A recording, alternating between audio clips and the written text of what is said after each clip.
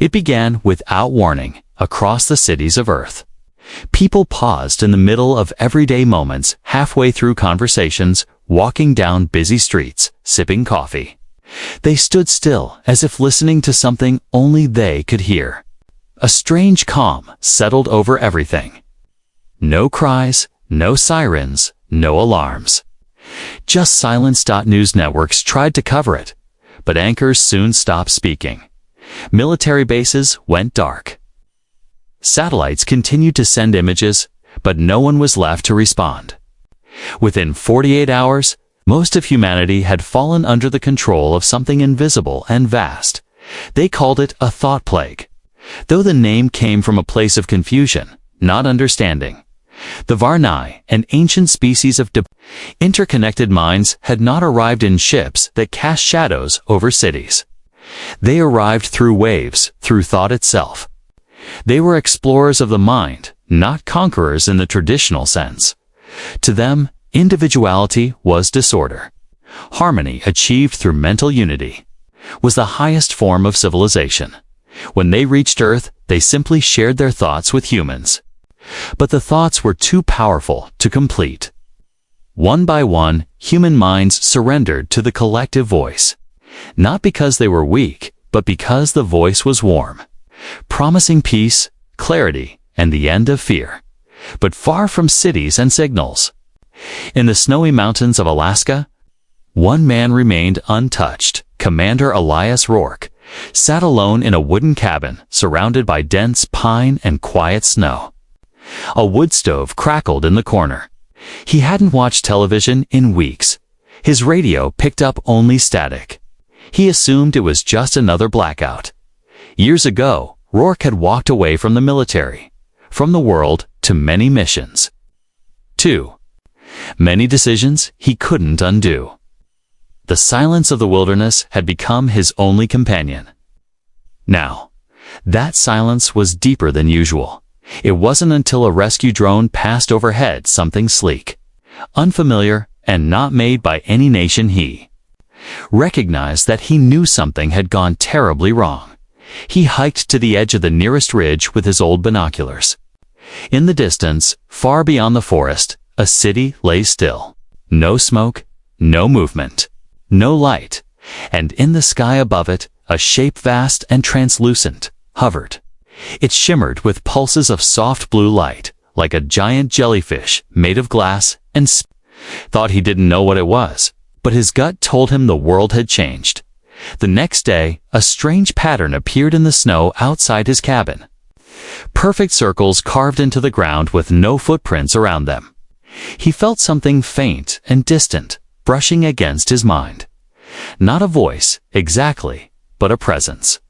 As if someone were knocking on the front door of his thoughts. He didn't open it, the Varnai noticed. Within their shared consciousness, a quiet alert pulsed. Among the billions of minds now synchronized across Earth, one remained outside, not resisting, not blocking, simply ... incompatible. Immune, they sent a scout, cloaked in mental suggestion, to approach. The being hovered just above the treetops. It reached out, trying to understand this anomaly. But when it touched the edge of Rourke's awareness, it recoiled. The mind it found there was rough, scarred, filled with noise, memory, regret, anger, and something else, an unpredictable strength. Shaped by a life of decisions made under pressure. The Varnai had expected resistance. But what they encountered was something far more dangerous. A mind that could not be predicted. A mind that chose chaos. They had infected the world with peace. And now faced the one person who did not want it. Rourke felt the presence withdraw. And for the first time, he understood he was not alone in the woods. The silence around him was not natural. It was the hush before something larger began to move. He stepped back into his cabin, pulled his old gear from the closet, started making plans. Whatever had come to Earth had missed something important. Some humans do not surrender. The snow crunched beneath Elias Rourke's boots as he hiked higher into the mountains. The air was colder than usual. Not the kind of cold that stung the skin, but the kind that made the world feel distant.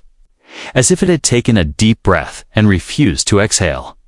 Rourke had lived in isolation for nearly a decade. After retiring from active duty, he found the noise of the world too loud. His past was full of difficult choices, some noble, others necessary. He had learned to carry the weight of command, but not without cost. When the world turned quiet again, he didn't trust it. He reached a ridgeline that overlooked the entire valley. With a battered scope pressed to his eye, he scanned the horizon. The city far below was still silent. Highways, once filled with motion, were now barren. Lights no longer blinked in the distance, and in the sky above, that strange object still floated massive, graceful, and clearly not from Earth. It hadn't moved in days. Whatever had come to Earth, it didn't need to. Rourke lowered the scope and sat down on a rock.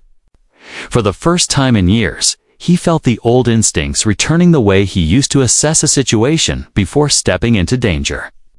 This wasn't a war, at least not in any way he understood. There were no explosions, no broken buildings, no sirens, only silence. And a sense that something vast and unseen had reached out and gripped the planet. He wasn't sure why he hadn't been affected. Maybe it was the isolation. Maybe his mind, shaped by years of conflict and survival, didn't fit the pattern. Or maybe, he thought grimly, he was just too stubborn to let anything take control. But now they knew about him. He hadn't felt the presence again since that night. But it was out there, watching. He could sense it. Like being the only person. In a room full of mirrors, never quite sure which reflection wasn't yours. Back in the cabin, Rourke began preparing. Not for a fight in the traditional sense, but for something more uncertain. He gathered his maps, his old field notebooks, and a few working pieces of tech he still owned. He rerouted power from the solar cells to amplify the range of his shortwave radio. Most frequencies were still empty, but on one channel, just above the static, he heard something strange. Whispers, faint, rhythmic, and strangely soothing. He recorded the sound and played it back in reverse. No words, but a feeling. Calm, order. A presence trying to shape his thoughts. Even through the static.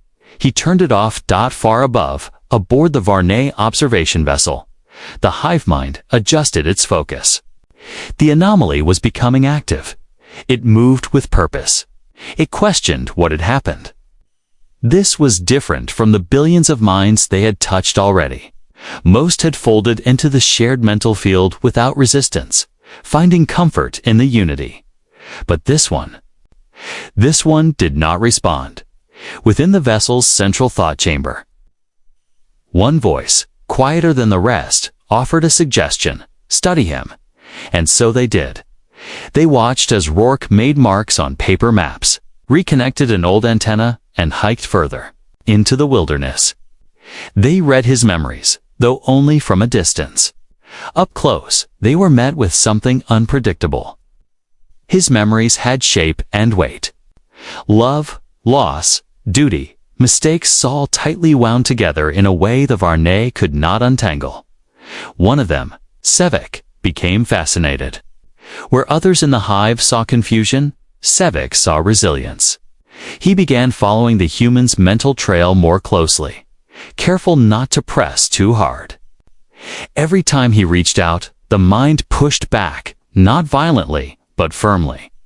As if drawing a line, Rourke didn't know what the presence wanted, but he knew it was learning, and that meant it would try again. He sat by the window that night, watching the stars. Somewhere out there was a reason for this silence, a purpose behind the stillness. And if he was truly the last unbroken mind, then the responsibility was his. Not to fight, not yet, but to endure. The sky changed on the fourth day. Clouds above the mountain began forming. Perfect circles, natural spirals with glowing edges. Not storm systems, not auroras. Something more precise. Controlled. Rourke watched them from the edge of the tree. Line, his breath visible in the cold morning air. They were here. He could feel it, without a sound. A shape emerged from the sky. It shimmered as it descended. A vessel not made of metal, but of energy and structure woven together. The craft moved, with grace, pausing just above the trees like it was listening. And then it lowered. Rourke stood still. His rifle rested against a stump nearby, untouched. He knew instinct wouldn't help here. This wasn't a mission or a target. This was something trying to understand him and, maybe in its own way, trying to be understood. The ship opened, but not with doors. A soft pulse of light extended outward like a breath of fog. He didn't run, he didn't resist. He stepped forward. In that moment, his thoughts were touched. The contact wasn't aggressive. It was gentle, like fingers brushing the surface of water. Rourke felt pressure inside his head, but no pain. Images flickered: his childhood dog, the faces of fallen comrades, the wide sky of his first deployment. Memories, private and buried, surfaced like ripples in a pond, and then everything went white. When he awoke, he was inside. There were no walls in the traditional sense. The interior of the vessel glowed softly, like the inside of a shell lit by moonlight. The air was cool, but breathable. He felt no restraints, no force holding him in place. Yet he couldn't move, not physically. His body obeyed, but his mind. It was no longer alone. A presence floated just beyond the edge of his awareness. "Do you hear us?" The thought wasn't spoken. It arrived whole, without sound. Not a command. Question. Rourke answered the only way he could. "I hear you." Phew. "Are outside? Maybe that's where I'm supposed to be." The presence hesitated. "Your thoughts are ... inconsistent." "Why do they shift so rapidly?" "Because I'm human. You carry sorrow, anger, unresolved questions. We all do. That's part of being alive." There was a pause, not empty, but thoughtful, as if the presence was trying to rearrange what it had just learned. A second voice joined the first. Softer, curious. "You resist not with force, but with thought that does not align. Your mind changes shape." Rourke blinked. "That's called choice." In the chamber around him, lights shifted. A current of warmth moved through the air, like the first morning sun after a long winter.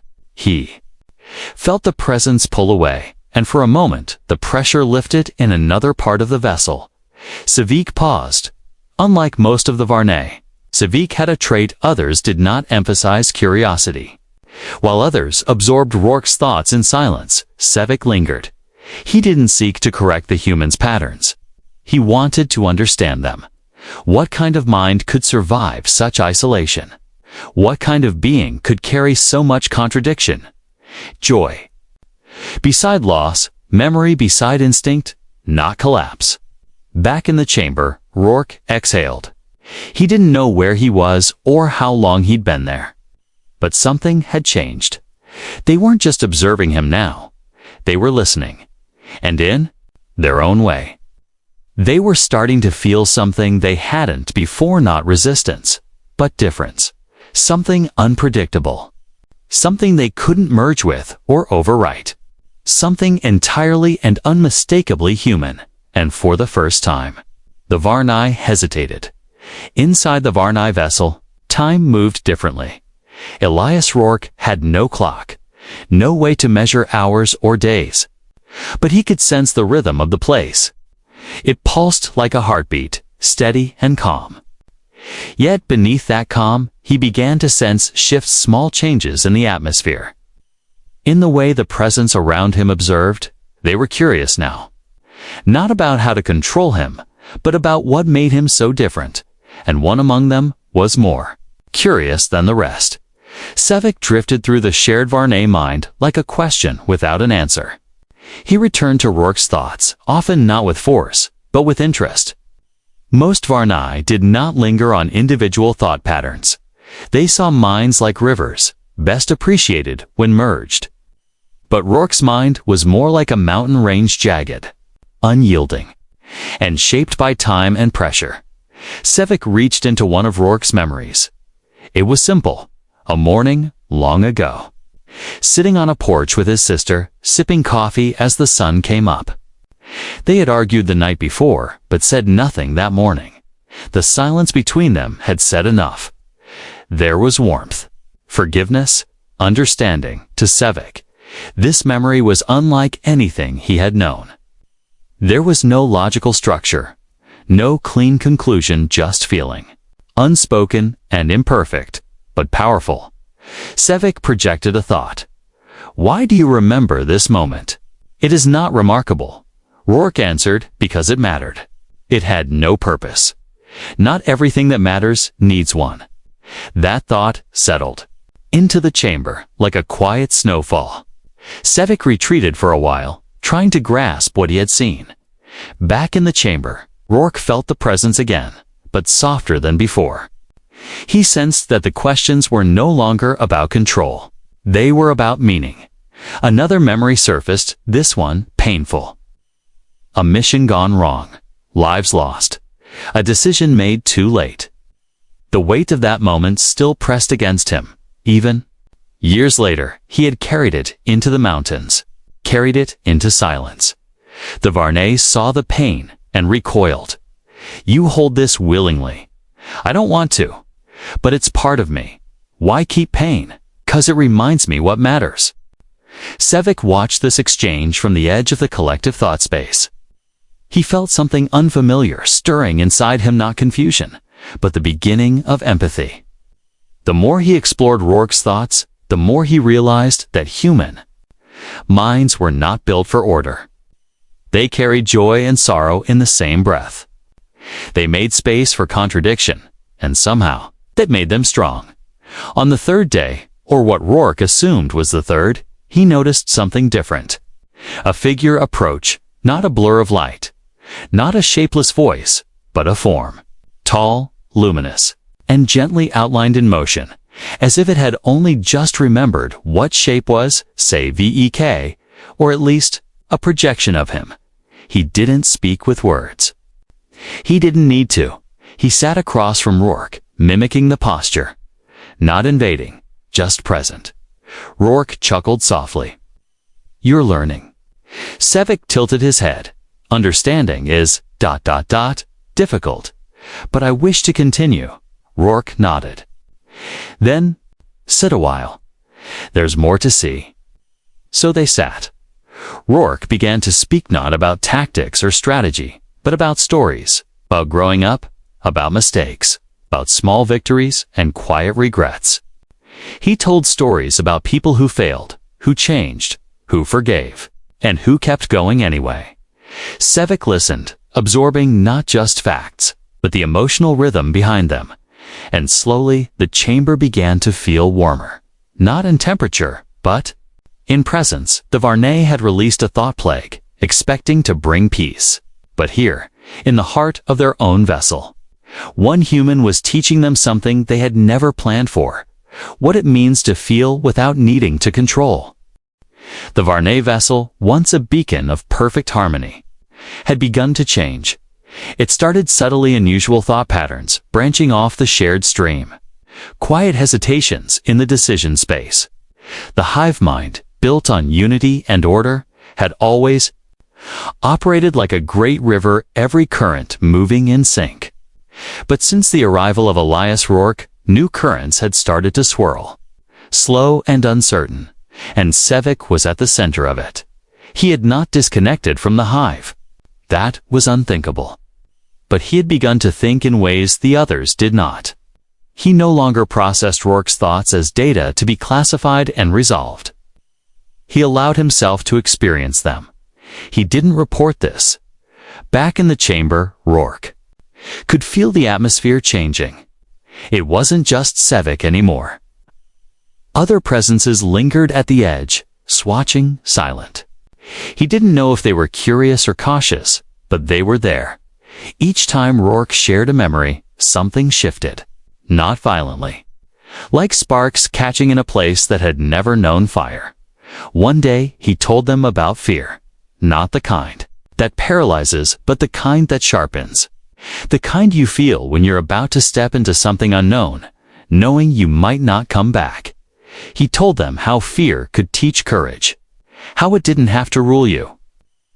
How facing it could make a person more than they were before. Sevek listened quietly when the story ended. The chamber dimmed, and another presence reached forward. This one was uncertain, like someone speaking for the first time. We do not feel this, but we remember. The silence before change. Is this similar? Rourke smiled faintly. That's close enough. Elsewhere on the ship, unnoticed by most of the Varnai collective, one of the minor minds disconnected for 3 seconds. Just 3. It was unheard of. When it rejoined, it didn't speak. But it remembered a story it had never lived. A second mind did the same hours later, and then a third. It spread slowly. Not like infection, but like inspiration. Quiet thoughts began to diverge from the common path. Not in rebellion, but in curiosity. The Varnai had never experienced disunity as a concept. They had never needed to. But now, they didn't quite know what to do with the growing number of minds thinking differently. A council formed in the inner thought space, one designed to observe anomalies. Rourke was discussed not as a threat, but as a disruption. Not in what he did, but in what he was. An unpredictable mind. A single, uninfected spark. One council member proposed isolation. Another, erasure. But Sevek intervened. We sought to bring peace through order. But what if peace cannot exist without difference? There was silence. No one had ever questioned the foundation before. But now, the question echoed in the shared space. And some did not push it away. Rourke, unaware of the discussion, but sensing the tension, spoke again that evening. He told a story about a broken machine he had once repaired, not by replacing its parts, but by understanding the strange way it was wired. Sometimes the fix isn't in making it new, he said. Sometimes it's in accepting how it works and finding a way forward from there. Sevek sat across from him again. His projection flickered fainter this time, as if stretched between 2 states of being. You have changed us. Rourke shrugged. I didn't mean to. I just talked. Your thoughts are not like ours, but they are, full. Maybe that's the point. Outside the chamber, more Varnai were quietly listening. The ship no longer moved in perfect rhythm. The harmony remained, but with faint new notes, rising like distant music. The thought plague had never expected this. It had spread with ease across a structured species, but it had met something on Earth it couldn't overwrite. Not resistance, not strength, but uncertainty carried with purpose. Pain carried with meaning. And memory carried with hope. The first sparks of change had begun, and no one could stop them now. The chamber felt different now. Rourke noticed it in the stillness, quieter than before. But not empty. It was the quiet of a place, thinking, not sleeping. The air shimmered faintly, and sometimes he saw impressions of forms moving just outside the reach of his vision. The Varnai were watching, not as a collective force, but as individuals, listening, feeling, changing. Sevek appeared again, clearer than ever. The projection had grown steadier, more defined. He no longer seemed like an echo, but a presence. There was a brightness in his posture, something like intention. You are ready, Sevek said. Rourke raised an eyebrow. Ready for what? To speak beyond this place. He had wondered if it would come to this. The stories he had shared, the emotions he had laid bare, they weren't just for Sevek. They had been rippling outward, like light through a prism, splitting into countless new directions. But now, Sevek wanted more. He wanted a signal. Sevek extended a soft thread of thought. We have built a channel, a T. It reaches Earth's surface. We do not control the infected, a T. We guide them gently. But a different signal, your signal may wake. Them Rourke hesitated. And what happens to the ones who don't want to wake up? Then they remain at peace. We will not force them. That was the difference now. Choice, it had taken time. But the Varney had begun to see that not all minds wanted the same thing. And choice, however unpredictable, was not a flaw. Sevek guided Rourke to a new chamber deep within the ship. This place pulsed like a living heart. Thin strands of light stretched out like veins, connecting to what Rourke could only describe as a great, silent node. He stepped toward it as his hand neared the core. His memory stirred, not just one, but many. Images cascaded through his mind. His sister's laughter, the weight of his first command, the rain after a long deployment. The moment he chose solitude over recognition, and then more. The faces of people he couldn't save. The quiet nights that followed. The strength it took to keep going. The Varney didn't guide this part. They simply watched. Rourke placed his hand on the node. He didn't speak. He remembered. The chamber lit up, and across Earth the effect was immediate. In the heart of cities. Long subdued, people stirred. Not all but enough. Some blinked and looked around as if waking from a deep dream. Others shed silent tears without knowing why. A street musician in Prague suddenly recalled a melody. A teacher in Nairobi remembered the faces of her students. A child in Tokyo felt a mother's embrace return like sunlight through clouds. The signal was not words, it was memory, pure and unfiltered. The Varney linked to all of it, reeled. It was not chaos, but depth. A wave of life not bound by order, yet full of meaning. Every memory unique. Every human different. And yet, a shared thread ran through them all. The will to endure. To feel pain and still reach for connection. Sevek stood beside Rourke in silence. You did not break the hive. You reminded us of what it had forgotten. Rourke didn't answer immediately. He stared into the node, now fading back to stillness. I didn't come here to teach anyone. I came here because I was the only one left. Perhaps that is what made you the one we needed. On Earth, the silence began to lift. Not all at once, but with voices. Small ones, uncertain, human. The world had not been lost. It had simply been waiting to be remembered. And one memory, one stubborn, imperfect, fiercely alive mind had shown the way. The signal that Elias Rourke had ignited pulsed far beyond what he expected. Across the planet, people who had been trapped in the silent grip of the Varney's thought plague began to awaken. Their minds stirring like sleepers, roused from a long, unnatural dream. But with awakening came confusion. Not everyone understood what was happening. Many felt the flood of memories and emotions suddenly return, some overwhelming, some bittersweet. People gasped for breath beneath the weight of their own history, struggling to find balance between the silence they had known and the chaos of their minds. Within the Varney vessel, the hive felt the disturbance as well. Some minds panicked, unable to reconcile the disorder. The perfect unity they had maintained was breaking. Their collective voice fractured into competing currents, some pushing to reassert control, others tempted by the new, chaotic freedom. Sevek remained calm. He had seen something others could not. This was more than resistance. It was transformation. A council formed once again, more urgent than before. Voices raised, some demanding the immediate cessation of the human signal. Others, surprisingly, argued for patience. They do not seek to destroy us. They seek to behold it. Was a radical idea. Sevek proposed a daring plan. Let us try the thought reversal. The thought reversal was an ancient concept, a technique to share consciousness not by domination, but by empathy.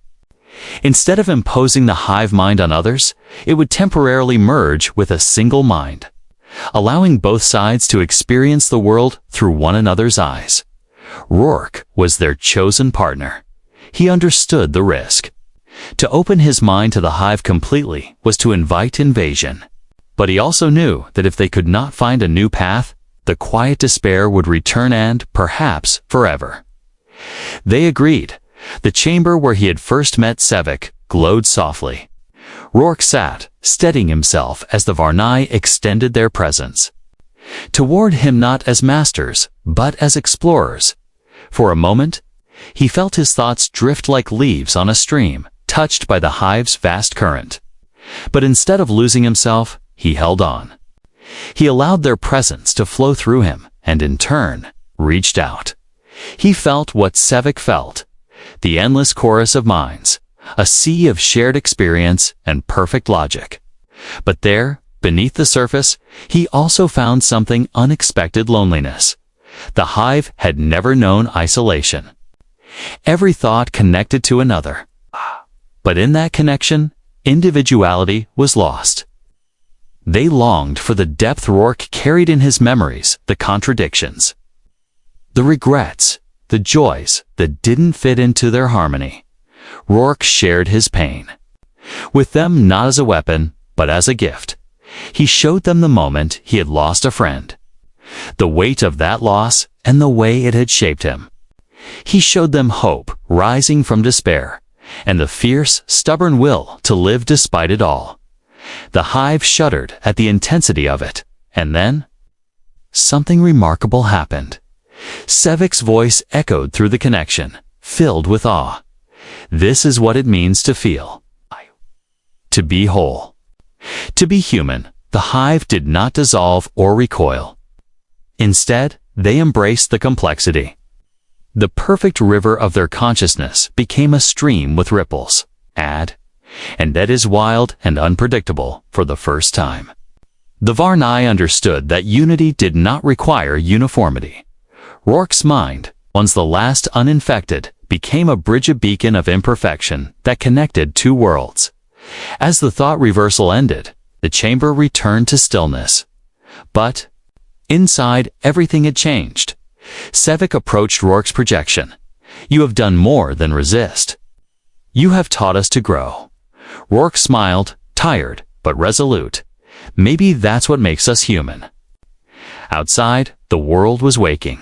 Not to a perfect order, but to the messy, beautiful complexity of life. And together, to minds one human. One Varnai had sparked a new beginning.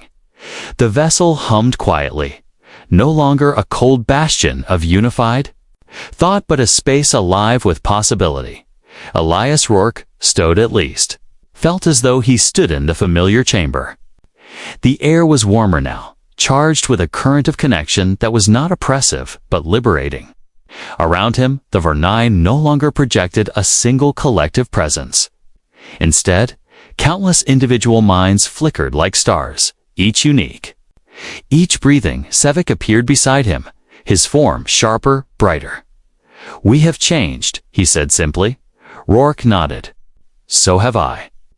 Outside, the memory signal spread across Earth, weaving through cities and forests, deserts and oceans.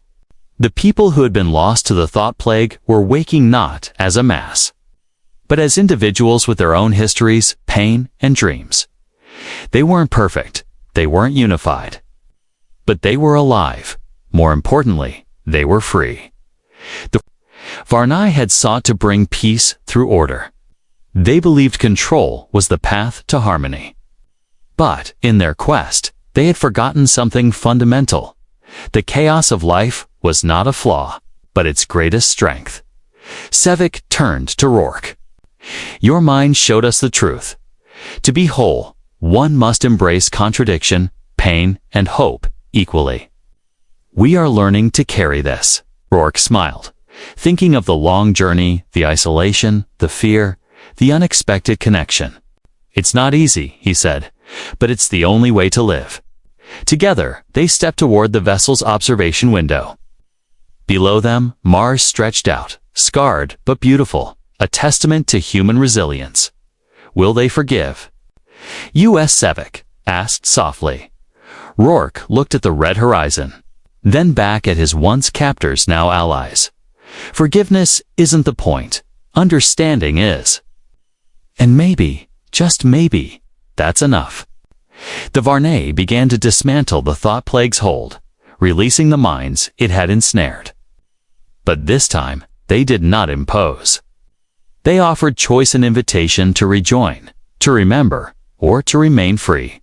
On Earth, people who had felt nothing for years found their emotions rushing back. Some wept, some laughed.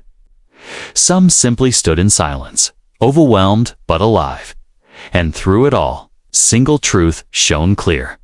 Humanity's strength lay not in perfection, but in its endless, imperfect heart. Sevik turned to Rourke one last time. Thank you for teaching us to feel, to remember, to be free. Rourke nodded, tired but hopeful. Maybe one day, you'll teach us more. As the vessel prepared to depart, carrying with it a new understanding of life and mind, Rourke felt a quiet peace settle within him. The thought plague had been released, so had something greater, the dawn of a new mind.